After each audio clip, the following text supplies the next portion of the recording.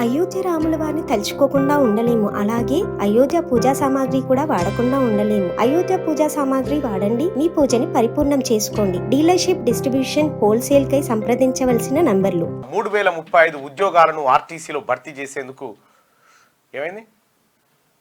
ఆర్టీసీలో భర్తీ చేసేందుకు రాష్ట్ర ప్రభుత్వం గ్రీన్ సిగ్నల్ ఇచ్చింది.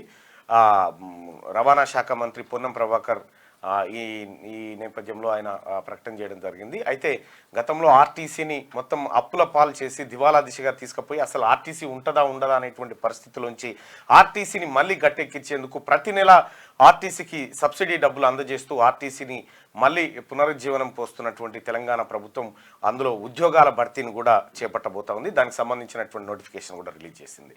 సో ఈ అంశం ఇట్లా ఉంటే ఇక అధికారులు ఆఫీసుల్లో కూర్చుంటే నడవదు, ప్రజాక్షేత్రంలోకి వెళ్ళాలి. ఇది ముఖ్యమంత్రి రేవంత్ రెడ్డి గారి ఆదేశం.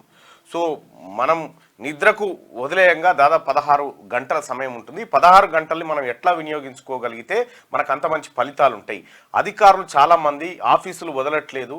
కొంతమంది కలెక్టర్లు ఆఫీసులకే పరిమితం అవుతా ఉన్నారు. క్షేత్రస్థాయిలో పరిశీలనకు వెళ్లాల్సిందే అనేటువంటి మాట ముఖ్యమంత్రి గారు నిన్న చెప్పడం జరిగింది. అయితే వాస్తవానికి గ్రామీణ ప్రాంతాల ప్రజలకు లీడర్లు అందుబాటులో ఉన్నట్టుగా అధికారులు అందుబాటులో ఉండట్లేదు అనేది ముఖ్యమంత్రి రేవంత్ రెడ్డి గారి మాట. సో